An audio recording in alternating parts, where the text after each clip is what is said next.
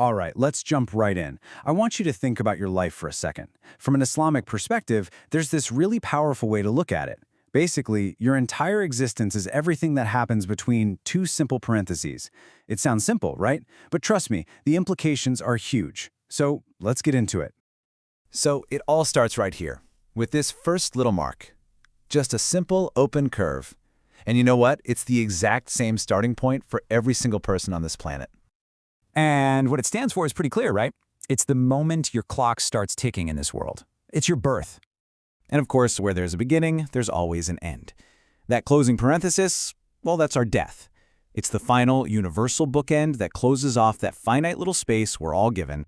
So, that brings us to the real question, doesn't it? Birth and death, those are the fixed points, the bookends we can't change. But what about everything that happens in between? What's the point of it all? What's its real nature? And maybe most importantly, how are we supposed to fill that incredibly precious, limited space? Okay, to really get a handle on that space, we've got to zoom out, way out. Because from this perspective, our life here, it isn't the whole movie. It's more like one really important scene in a much, much longer film. Now this timeline, wow, it really puts things into perspective, doesn't it? Our life in this world, what's known as the dunya, is just one part of a huge journey. Look at it, it's just stage 3. It's sandwiched between our time before we were even born, and more importantly, what comes after, the grave, and then the hereafter, the akhirah. When you see it like this, our life here becomes something very different. It's temporary for sure, but it's also a totally vital period of testing. So, if this world is a test, then what's the test like? What's its nature? Well, the perspective we're digging into here describes it in a few really distinct and pretty powerful ways. First up, it's a deceptive enjoyment. What does that mean? It means all the fun stuff, the immediate pleasures of this world, they can kind of trick you. They can distract you from your real purpose, making you think they are the end goal, when really, they're just temporary. And this idea leads to a really fascinating contrast. For a believer, someone who's focused on that whole long journey we saw, this world can feel a bit like a prison. Not a literal prison, but a place of self-control, of tests and temptations that you have to navigate carefully. But for someone who thinks this life is all there is, well, for them, it can seem like a paradise, the only place to chase after every single desire. And maybe the biggest point of all is just how brief this life is meant to be. As the Quran says, compared to the hereafter, it's nothing but a brief enjoyment. I've heard a powerful analogy for this. Imagine you dip your finger into the vast ocean and pull it out. This life, it's like that one single drop of water on your fingertip. And the hereafter, well, that's the entire ocean. Puts it in perspective, right? Okay, so if the world is temporary, if it's kind of deceptive, and it's a big test, how are you supposed to live in it? The answer isn't to just reject everything and go live in a cave, not at all. It's about adopting a really specific mindset. You've got to think like a traveler. I mean, think about it. This is the core advice right here. A traveler, they don't buy a mansion and furnish it in a city they're just passing through for a day. No, they appreciate the sights, they meet people, but they never, ever forget where they're ultimately headed. They travel light. They don't get bogged down with a bunch of stuff that's just going to weigh them down on the real journey. And this whole traveler mindset, it's captured perfectly in this concept called zuhud. Now, you might hear it translated as asceticism, like giving up everything, but that's not quite right.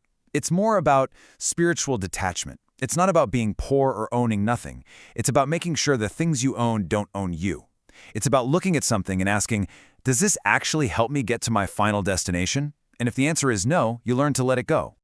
So how do you actually do this? How do you put this traveler mindset into practice? Well, there's a simple 4-step framework for success.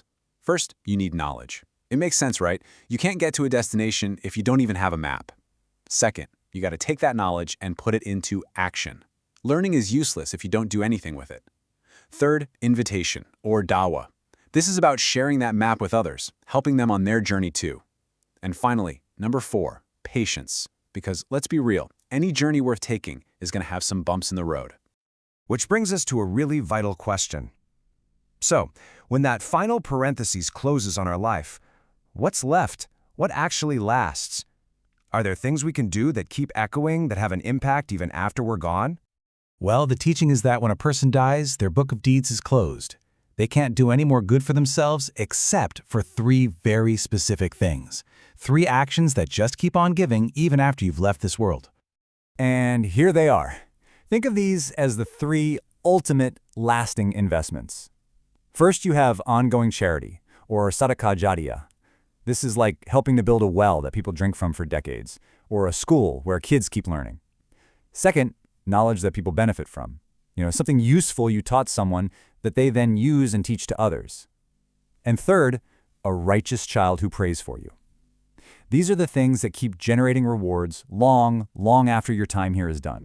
And that leads us to this one final, powerful idea that just ties it all together. Today is for action, not accounting. Tomorrow is for accounting, not for action. In other words, this life, right now, today, this is our only chance to do things. The hereafter, tomorrow, that's when the results are tallied up, but you can't add anything new to the sheet. The time to build, to invest, to act is right now. So the question this all leaves us with is, what are you going to write in that precious little space between your 2 parentheses?